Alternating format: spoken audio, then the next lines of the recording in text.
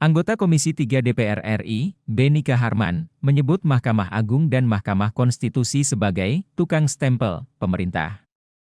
Menurut Beni, jika Mahkamah Konstitusi dan Mahkamah Agung hanya melaksanakan program pemerintah, maka lembaga-lembaga tersebut kembali ke era Orde Lama. Padahal, Mahkamah Agung dan Mahkamah Konstitusi sejak era reformasi sudah tidak lagi seperti Orde Lama. Kritik ini disampaikan Beni saat Mahkamah Agung dan Mahkamah Konstitusi, dan Komisi Yudisial memaparkan visi dan program kerja mereka dalam rangka mengajukan anggaran tahun 2025 kepada Komisi 3 DPR RI. Tidak melaksanakan program pemerintah. Nah, begitu juga Mahkamah Agung. Nah, begitu juga Komisi Yudisial. Nah, kalau melaksanakan tugas pemerintah itu sama dengan Orde Lama dulu, demokrasi terpimpin.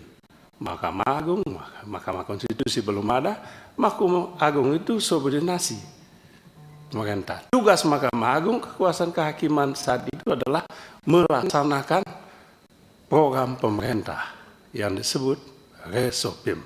Kan gitu, Pak. Nah, Bapak, mereka ini udah kembali udah kita ubah. Di zaman reformasi, Pak Presiden, Ibu Pak Presiden Abdurrahman Wahid, Ibu Mega, Pak SBY, Bapak mereka kembali lagi ini. Ya, saya sampaikan ini karena saya tahu di penghujung pemerintahan ini. Itu yang kekacauan selama ini muncul kan cara berpikir begini. Nah, mumpung mau berakhir, saya sampaikan ini, Pak. Bapak mereka harus membangun basis visi misi sendiri dengan mengacu pada kewenangan yang dimiliki oleh lembaga-lembaga yang Bapak pimpin.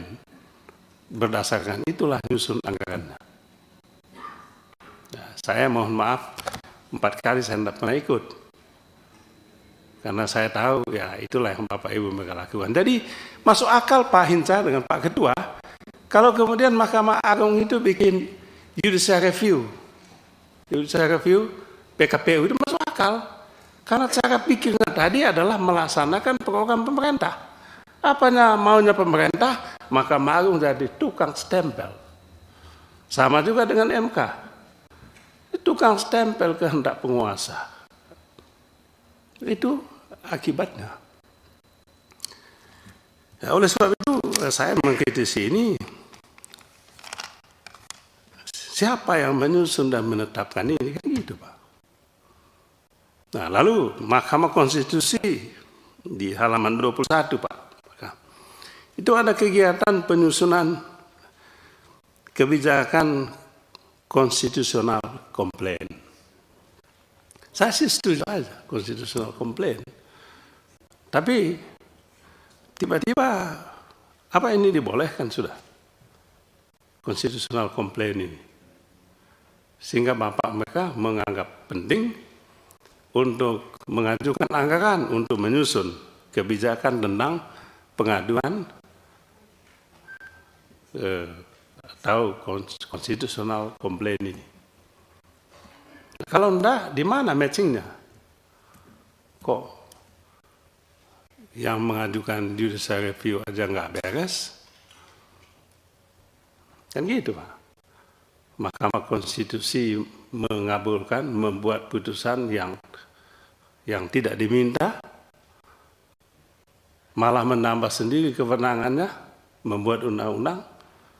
Sekalian aja MK itu menjadi pembentuk undang-undang.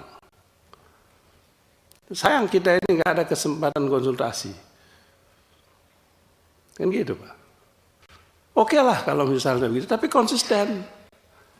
Ada lagi. Open legal policy. Nah, mestinya di sini nggak ada open legal policy. Open legal policy oke lah, tapi ya konsisten lah. Jangan pagi tempe, sorenya. Kalau ini open legal policy kata dia. Kalau yang ini suka-suka dia. Suka-suka. Lalu apa? Menurut saya Pak Ketua ini mesti di-clearkan yang begini, MK ini. Saya pendukung utama MK, tapi bukan MK yang suka-suka seperti sekarang ini. Suka-suka, Pak. Kalau ada hakim MK yang mau nantang saya, ayo debat kita. Saya mau tunjukkan kalian hakim MK yang suka-suka itu. Saya bisa tunjukkan. Nambah sendiri kewenangan. Coba membuat undang-undang. Apaan itu? Dan sampai sekarang pun nggak ada penjelasannya. Jadi justru yang bikin kacau politik itu MK. Yang bikin gaduh putusan MK. Yang bikin gaduh putusan Mahkamah Agung. DPR yang kena dampratnya. Coba Pak, ada dua putusan Mahkamah Konstitusi dan putusan Mahkamah Agung. Mahkamah Agung menerima, mengadili permohonan JR lah, menafsirkan soal usia. Kan gitu Pak. Itu juga Hakim Agung nggak pernah pikirkan dampaknya itu. Udah jelas-jelas dibuat usia 30 itu sejak pendaftaran. Mahkamah Agung bikin usia sejak dilantik. Apa nanti kalau Akpol begitu juga? Menerima perwira polisi begitu juga? TNI begitu juga? Mahasiswa begitu juga? Problem Pak. Oke lah bikin itu. Muncul lagi MK, kan gitu. Pasal dalam undang-undang yang menjadi rujukan PKPU tadi, MK bilang tetap itu hak. Lalu gimana nasibnya ini? Putusan MK tidak membatalkan putusan Mahkamah Agung yang tadi, kan gitu Pak. Sebagai norma tetap ada dia. Saya tanya Mahkamah Agung, Pak Sekretaris Mahkamah Agung, apakah putusan itu masih berlaku enggak? Coba Pak, masih berlaku enggak? Siapa Sekretaris Mahkamah Agung? Siapa Sekretaris Mahkamah Agung? Coba jawab Bapak, masih berlaku enggak itu?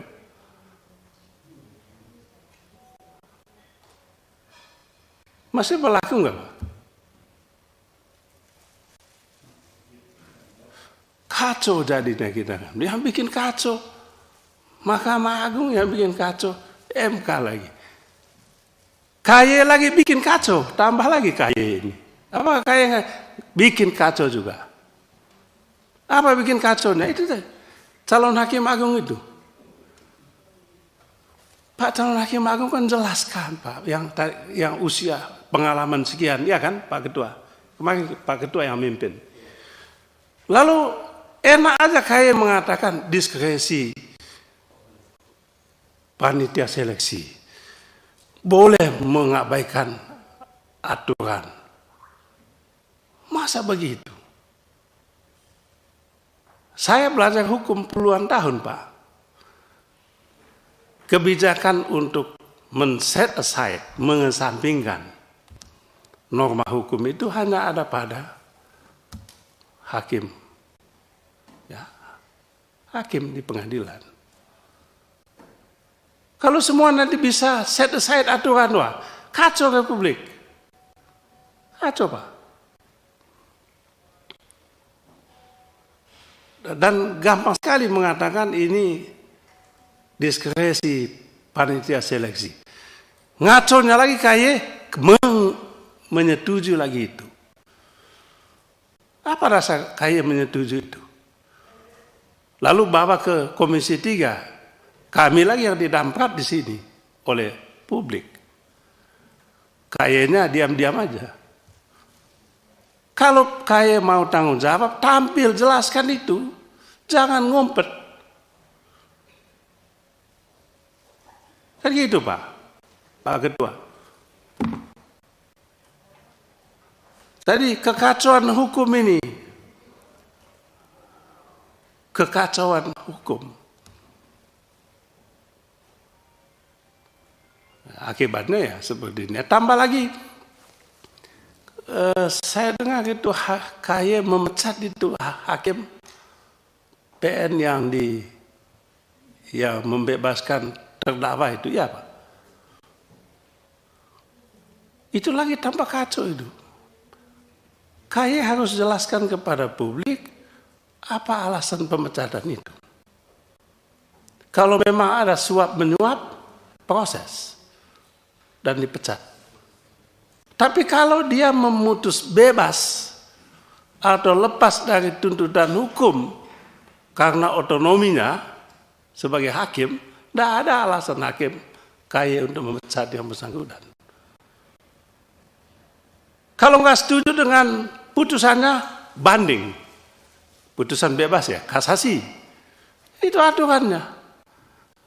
Ini saya sampaikan KY, sebab dengan cara begitu membuat hakim pada takut membuat putusan. Takut dipecat. Saya pernah ketemu dengan seorang hakim, Pak Ketua, Pak Hinza. Pak Hakim, saya tidak mau sebutnya, Pak Hakim, ini benar nggak menurut Pak Hakim yang puluhan tahun ini? Pak BKH ini nggak benar ini. Tapi kenapa diputuskan dia, dikabulkan? Berani nggak Anda batalkan ini putusan ini? Oi, Pak Beni itu tunggu dulu. Kalau Pak Beni, saya takut. Takut apa? Dipanggil nanti KY, dipanggil nanti hakim pengawas. Bahkan tambah lagi dengan kasus Surabaya, takut dipecat. Sekarang Pak, takut. Apalagi kasus korupsi. Mana ada hakim berani membebaskan terdakwa kasus korupsi. Begitu diputus bebas, begitu diputus lepas dari tuntutan hukum, seketika dibully habis-habisan.